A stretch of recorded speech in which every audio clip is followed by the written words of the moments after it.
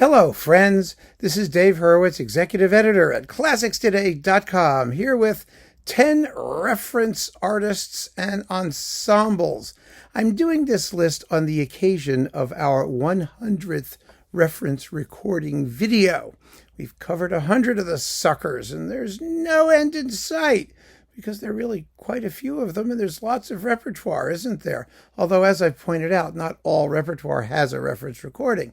But where it does, I propose to dig it out eventually at some point. But before we do that, I did this video on piano trios and mentioned the fact that the Beaux-Arts trio was the trio reference because they owned that repertoire, essentially. I mean, they really had put it on the map and were the first regularly constituted piano trio to explore a tremendous amount of music and make it their own. And that's who everybody thought of when you thought about piano trios. They had the combination of factors that go into making reference recordings. That is, excellence of performance, marketing presence, because of the promotion of a major label, in this case Philips, and consistency over time. And all of those qualities. So they really were the piano trio reference. And they're one of the very, very few ensembles about which that's true. However, there were certain artists over the course of our discographic history, and we mentioned them. We classical music people, we toss these names out and everyone goes, ah, yes, aha, that one, right, of course. But it occurred to me that people who are just getting started or people who are a little bit younger, who may not have been around in the 50s and 60s and 70s when these things were happening, these consensuses were being formed, may not know all of these names or have heard of all these artists because some of them have virtually disappeared from the discography, which I find rather shocking, actually. And every so often a big box of them pops up and we go, oh, yeah, of course, we remember those people. But so I thought it might be fun to make a list of the 10 reference artists and ensembles, aside from the Beaux-Arts trio, whose names were synonymous with, if this person did something, it was good, that's who you thought of, that's what you ran out and bought as often as not. And generally speaking, you would have something really decent. I mean, they had the staying power and the marketing clout and the presence in the classical music world to become synonymous with their repertoire virtually. And so here is the list of 10 that I have put together, and I hope you have a good time with it. I mean, I think this is a little trip down memory lane for some of us, and perhaps a little bit of a revelation for those of you who are getting started. Piano. We're going by instrument, basically. Piano. Well, the piano guy was Arthur Rubinstein. Now, we mentioned this a little bit in connection with his reference recording of the Saint-Saëns Second Piano Concerto. But Arthur Rubinstein was the generalist great pianist par excellence. One of you even had the quotation that, Horowitz was like the, the mysterious groupie guy, but Rubinstein was your great artist pianist. I mean, he symbolized all that was best in the culture of the piano. He was a bon vivant. He had was warm and humane and open and friendly, and a love of music just gushed from him. He was the guy to go to for Chopin, who of course was like the piano composer, but he was also very, very solid everywhere. He did very good Beethoven. He did terrific Beethoven piano concertos and some marvelous Beethoven sonatas. He did the French repertoire incomparably. Not all of it. He didn't specialize in it, but he did it, and that's the point. He had such a huge range. He had works written for him by people like Villa-Lobos, and he did the Zhimanovsky Fourth Symphony, and he did all kinds of stuff like that. His Brahms was first class. It really was. We tend to ignore it today. Some of you mentioned his Brahms concerti. I mean, they're excellent. He was a wonderful Brahms pianist. In fact, I have right here, sitting here, oh, there it is, a rather large box of Arthur Rubinstein plays Brahms. And there really a lot of it. He did piano sonatas and the chamber music, and now did he do piano sonatas? I don't know. He did cello sonatas. Pardon me. Chamber music at all kinds. Yes, he did Piano Sonata number 3. I knew he did one of them. Really kind of remarkable. This is 9 CDs worth of Brahms. So, yeah, Rubinstein was kind of your guy. Later, there would be other pianists who specialized in other repertoire and et cetera, and who were just as revered, but nobody had quite the cachet and reputation that Arthur Rubinstein did. Similarly, for the violin, it was Jascha Heifetz. Of course it was Jascha Heifetz. Remember, we did that series of recording recommendations from Howard Taubman's little guide to classical music from like 1952 or 51 or somewhere in there. And what was available in the 50s? And every time Heifetz did something, that became the recommendation. That was it. Whether it was good, bad, or indifferent, because people generally agree, love him or hate him, there was no greater violinist that ever lived. And he made lots and lots and lots of records. He didn't stop recording until the 1970s. And he quit while he was at absolute peak form. So, you may not enjoy all of his interpretations, but it's hard to argue with the fact that as a violinist, pure and simple, there was nobody better. And he's not my favorite violinist either. I'm just telling you right now, it's not about who our favorites are. It's about who you thought of when you thought of the instrument. And Heifetz and the violin were absolutely synonymous with each other. He was an extraordinary artist. And of course, he had a tremendous amount of repertoire that was written for him, which he performed, everything from the Walton Concerto to the Korngold Concerto, contemporary concertos. He was a force, a true force in the world of the violin at a time when there were still niches to be filled and things that you could do that would cement your reputation as the premier violinist out there. And that was definitely Heifetz. He still is. He still is. When you think of great violin playing, you think of Jascha Heifetz. You may not like it, but that's what you think of.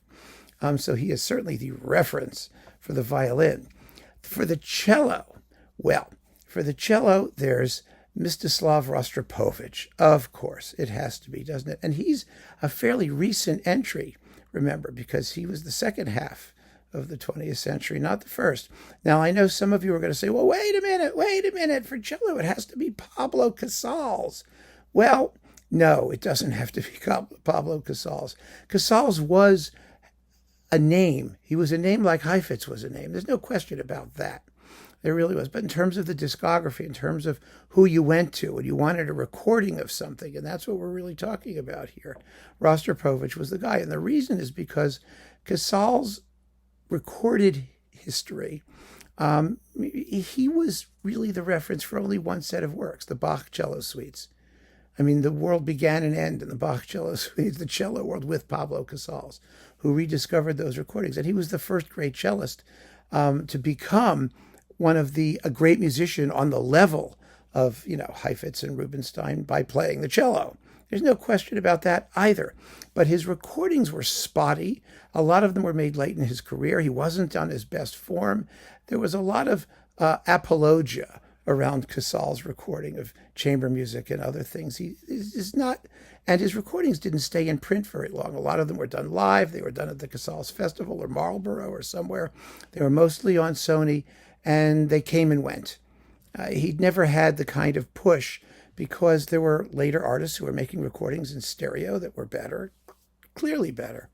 And so the one artist, he cleared the path, let's put it that way, Casals did, for a great cellist to come along and really conquer the broadest range of the cello repertoire. And that artist was Rostropovich, who also, like Heifetz, had a tremendous amount of repertoire written for him. If it weren't for Rostropovich, we wouldn't have the Shostakovich cello concertos, the Prokofiev Symphony Concerto, and lots of other Russian concertos, and Judia, and contemporary concertos, and Lutoslawski, and it's just an endless list.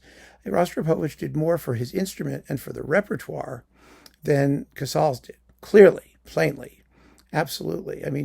Casals' most famous commissioned work was probably the Tovi cello concerto, which nobody much cares about. But it was Casals who discovered reintroduced the cello, but it was Rostropovich who really cemented the reputation of the cellist as a great virtuoso who was available at all times on major labels. Rostropovich recorded for DG and for Warner and for Sony, and I mean he was everywhere. He was all over the place, and in Irado, and so he was the guy for sure for the cello. Then we do the flute. Yes, the flute. Flute records are not what they used to be, but Jean-Pierre Rampal was the flute guy. He was absolutely the flute guy. He had some strong competition from James Galway. Remember James Galway? But Rampal came first of all, and Galway built on the reputation that Rampal created. He really did. But Rampal also had Claude Bowling. Let's not forget the suites for flute and jazz piano. I don't think anything equaled the sales of that particular album, and it kept Rampal's name really, really out there as the flute guy. And crossover flute and everything flute. He greatly enlarged the range of what the flute could do and the audience that was attracted to the instrument. Because let's face it, a flute is a flute. It's cute, it's adorable, it tootles along. It was enormously popular in the Baroque period. Everybody played the flute. Everybody did. But, it wasn't a violin, it wasn't a piano, and the repertoire was rather more slender and less interesting. And Rampal explored it to its depths, from Baroque to Claude Bowling.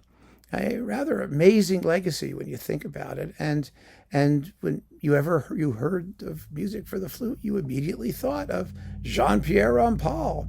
Yes, Galway had Annie Laurie. Remember that? Irish tunes and things like that. But Rampal was the guy. Absolutely the guy. And Galway came later. Just remember that. That's the thing here. So Rampal was that. Guitar. Well, guitar. Classical guitar is a much bigger deal now than it used to be, because there's been a ton of music written for the instrument, a ton of music transcribed for the instrument, a lot of rediscovery of that repertoire. But the guitar guy was Andrés Segovia. Now, Segovia, it was a little bit like Casals. Interesting, they were both Spanish. They both, Segovia, the first guitar guy, your repertoire guitar guy had to be a Spanish guitarist, first of all. Yes, John Williams made a bazillion more guitar records than Andrés Segovia ever did, and explored a lot of that modern repertoire over and over and over, I might add. But Segovia was the guy you thought about when you thought about guitars. If you said classical guitar, you said Andrés Segovia, and there weren't that many recordings. There were a decent number of your basic classical guitar repertoire, but the classical guitar was always kind of the stepchild of the great solo instruments, because the repertoire was largely Spanish and largely transcriptions and largely short little bits. People didn't know all of Mauro Giuliani or Paganini's guitar music or all that stuff. There was lots and lots of guitar music. It was always a very popular instrument, and there was always a lot of music written for it, but it wasn't repertoire that people other than guitar people, and there are a lot of those, really paid much attention to. The interesting thing about classical guitar and guitar repertoire generally, of course, is that it is the most popular instrument, of course, for contemporary pop music, for rock and roll. The electric guitar. Everybody thinks of guitars. Air guitar, all those. I can't even do it. I'm so square when it comes to that stuff. But yeah, it's the one instrument of all of these instruments that the vast majority of people still play. That is, the vast majority of people who play instruments. They're more likely than not to play the guitar. So for that very reason, classical guitar tend to be looked down upon, because, snottily, because it was that popular instrument. It wasn't a violin. It wasn't a whatever. It wasn't a piano. So, the classical guitar niche was a small one. It was a small one, and there was only room for one person, and that one person was, without question, Andrés Segovia. Go find Segovia recordings now. It's hard, but there are lots by other classical guitarists. And I was amazed when I started ClassicsToday.com, in the 90s, about just how many classical guitarists there were out there. Millions of them. It was a period where I must have gotten solicitations for new guitar recordings several times per week for years. I mean, for years, it was crazy and they're all playing the same stuff. It was really unbelievable. So yeah, I mean, guitar is definitely an instrument that needs to be taken into consideration. I mean, I've said many times and gotten a lot of guff because I'm not very fond of the guitar. I think it's a very limited instrument expressively. I think it's best as an accompanimental instrument to vocal music, for example, that which it's largely used for in the popular repertoire. But there are wonderful guitarists, and now there's Leo Brouwer, who's one of the all-time great guitar composers and a great composer generally, a terrific composer. And he writes principally for the guitar, and I adore his music. So there you go. It just goes to show it's sort of, there's a lot of room still for a single guitarist to emerge and conquer the repertoire. But in the meantime, there was Andrés Segovia, the guy who sort of discovered classical guitar and promoted it as a serious medium to the vast majority of the listening public at the time. And after guitar, we have another instrument that excites as much apathy as it does enthusiasm, shall we say. The organ. Yes, the organ. And the organ guy was E. Power Biggs. No question about it. Yes, there were other great classical organists. There was Helmut Walche, there was Marie-Claire Alain, and later there was Virgil Fox. But the fact is that if you were to buy an organ record in the 50s and 60s and 70s when you wanted your single record of Bach toccatas and fugues, for example, or, your Handel organ concertos, whatever it was, you got E. Power Biggs. He was the organ guy. He made the most recordings. He made the most recordings everywhere. He explored a huge range of repertoire. His discography was enormous. 99% of it is gone now. I mean, I just talked about an E. Power Biggs box of, historical organs of Europe. He did all kinds of interesting things, but they're no longer out there. The organ repertoire has become somewhat ossified as a classical niche repertoire. But E. Power Biggs was not, he was not just a classical artist. I mean, he was a popular artist in the truest sense of the word. I mean, he had an enormous following. So it won't do to scoff at the organ. It's also worth remembering that the organ was for a time actually a popular instrument, a home instrument. I mean, don't you remember all those game shows, Let's Make a Deal and The Price is Right and all that stuff when you would win something and you would win, behind door number 1, a new organ.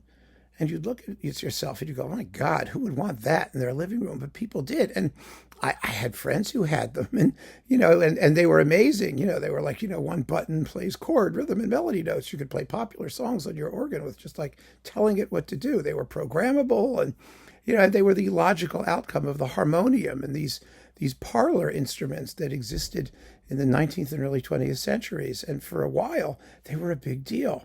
And organ music was a big deal. And so if you wanted to have a recording of organ music that you would never hope to play on your own little home organ in your living room, well, you got E. Power Biggs. Anyway, so moving right along, there is the trumpet. Of course, the trumpet of all the brass instruments. I mean, there's the horn, the trombone, the tuba, and all those things, but they didn't really have reference artists. They just didn't. I mean, the horn, you had Dennis Brain for 15 minutes, but then he dropped dead. I mean, he died and, was a car accident or something, but a motorcycle accident. I forget which it was. I always confuse him with how Fritz Wunderlich died. They were both accidental, but there was Dennis Brain, the horn guy. I mean, he was, the horn guy, but he made very few recordings and nobody really knew about him outside of the horn world. But in the world generally, there was Maurice André, who was the trumpet virtuoso par excellence. He was cute. He was this like squat little French guy. He looked a little bit like Peter Ustinov, and he had his little trumpet. He would go tootling along, and he did all those Baroque concerti by people like Fasch and Vivaldi and Telemann and all that Baroque trumpet repertoire, the high trumpet repertoire. That's really thrilling. I mean, it's wonderful music, very exciting. And then, of course, he did, the modern trumpet repertoire, of which there was not very much, to be honest, because after Haydn's concerto and all that, people kind of gave up on it for most of the Romantic period. And then you got modern trumpet repertoire, some of which was marvelous, like Jolivet and people like that. So Maurice André was out there to do it. He was on Erato for the most part, and which became EMI. I mean, they shared things and whatnot. So you could find him rather easily. And my goodness, I mean, if you wanted to get a disc of trumpet recordings, trumpet, especially Baroque trumpet, when the Baroque fad started to really take wing in the 1960s, Maurice André was the guy you probably found. He was definitely a major force in the world of trumpetosity. And after trumpet, now we're getting to like the big names. Conductors. Oh my God, who's the conductor? Well, it's Toscanini. I mean, that's not even controversial. Toscanini was the great conductor of the 20th century. He was the most important name in the world of conducting in the 20th century. If you read, Joseph Horowitz's book, Understanding Toscanini, about how he became a media star, how he was promoted by RCA and by television and was turned into this sort of, representative of all that was great and good in Western culture, whether you like the media afflatus that surrounded him or whether you don't, is irrelevant. It was there and it worked. And Toscanini was the conductor. Toscanini recordings were the ones you went to if you wanted to hear something. First, you went to Toscanini at all times. Later, you had conductors who tried to build on that model. Herbert von Karajan being the first among them, to become the general music director of Europe, the guy who you just went to, who was your go-to person. And Karajan largely achieved that. He really did. It was a remarkable career, but he was still building on Toscanini's achievement, on the idea of, first of all, the orchestral standards that Toscanini set. Yes, Karajan had his own sound and all that, but he was a conductor of the Toscanini mold. That's why Furtwängler hated him. And if you think about German conductors like Furtwängler, for example, who has such a big cult following now, his cult following didn't happen until quite a bit later. Far later, far after Toscanini had already established himself as the go-to guy. So your reference conductor was Toscanini. And now we have all of these recordings. They've been issued and reissued, and they're still available, or a lot of them are.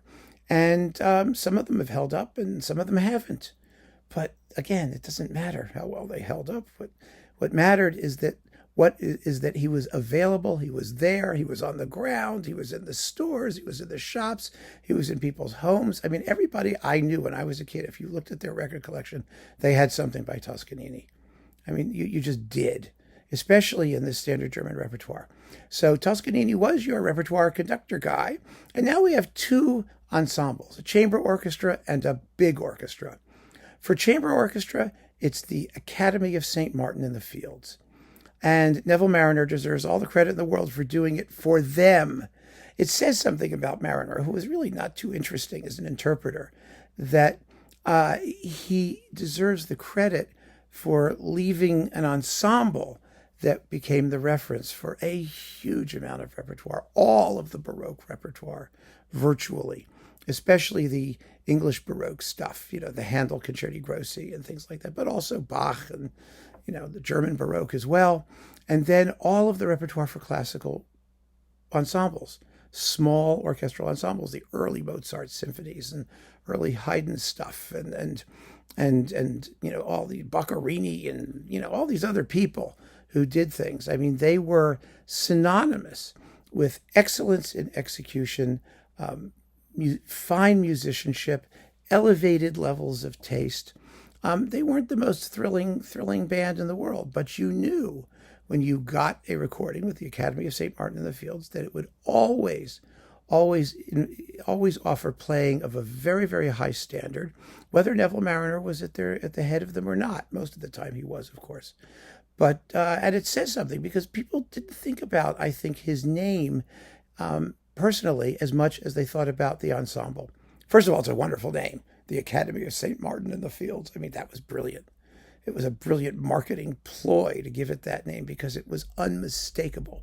That's number one. Number two, it was an international name. It wasn't one where you're going to have local partisanship. It wasn't like the, East Norwalk Chamber Orchestra or something like that. It was the Academy. the Academy of Everything. It was a global, all-encompassing initiative. It was really amazing how he did that. And in the 60s and 70s and 80s and whatnot, they conquered the world. They became the reference ensemble if you wanted Handel's water music, or if you wanted something, Bach orchestral suites or any of that stuff. You went to them, and you knew it would be good. So they were unquestionably a reference ensemble. And finally, we have the reference orchestra. The reference orchestra is plain and simple the Berlin Philharmonic. It's got to be the Berlin Philharmonic because under Herbert von Karajan, they became what many regarded as the finest orchestra in the world. I dispute that. I think there are a lot of orchestras that were as good, if not better, including some of the American orchestras and the Cleveland Orchestra and the Concertgebouw and the Czech Phil and the Leipzig Gewand, not the Gewandhaus, I'm sorry, the Staatskapelle Dresden. And I have lots of favorite orchestras, and Berlin was never among them, personally. But again, my personal preference isn't relevant at all, because the Berlin Philharmonic became the acme of orchestral sonorousness and accomplishment and polish and perfection and scrupulosity. And they fell off that pedestal. They're not there now. They certainly aren't. They think they are. They wish they were. They still have a tremendous cachet. But that, again, was largely the accomplishment of one guy, of Herbert von Karajan. And even if Karajan didn't become the conductor of reference like he wanted to, you could argue that he was later, after Toscanini, maybe, I don't know. But the orchestra certainly was. Everybody wanted that orchestra. Everybody made recordings with that orchestra. When Sony got into the classical music business after they were acquired by, when Columbia was acquired by Sony, and the Japanese got into the business, the first thing they went after was Karajan and the Berlin Philharmonic. And every artist that they had to make records with the Berlin Philharmonic. You had Abbado, who finally got the orchestra, but you also had Barenboim, and you had Maida, and you had Mazel, and you had, everybody. It was everybody. Gunter Wand even, finally got to do Bruckner after 400 versions of everything with the Berlin Philharmonic. It was, it's Berlin. We're doing it in Berlin. And because we have Berlin, we have the reference, because it's Berlin, and it's just Berlinskatious. It was Berlinalicious. It was Berlin. My God, are they the reference orchestra? They were. They were for quite a period. Now, of course, as I said, it's hard to come up with references for anything because everything's kind of fragmented and broken up. But the orchestra of choice, of référence, was the Berlin Philharmonic for much of the second half of the 20th century, at the very least. The recordings that they made are quite a legacy that we can go back and evaluate just how right people were in thinking, well, if it's Berlin, it has to be fantastic. Actually, their hit and miss percentage was no greater than anybody else's. It really wasn't. But the point was that if you wanted a certain guarantor of a certain level of quality and consistency, Berlin was your go-to group, on Deutsche Grammophon, by the way, for the most part. Everybody else was playing catch up. They wanted to copy the success of the Berlin Philharmonic on Deutsche Grammophon by making their own Berlin Philharmonic recordings. But that was the golden nugget of orchestral reference recordings. So there you have it, my friends. 10 reference artists and ensembles.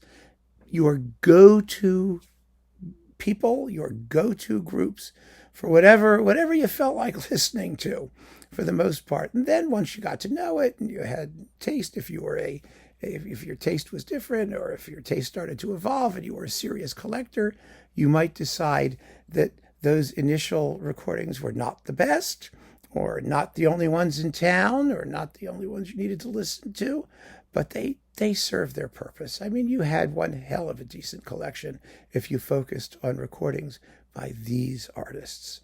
They did you proud, 9 times out of 10. They really did.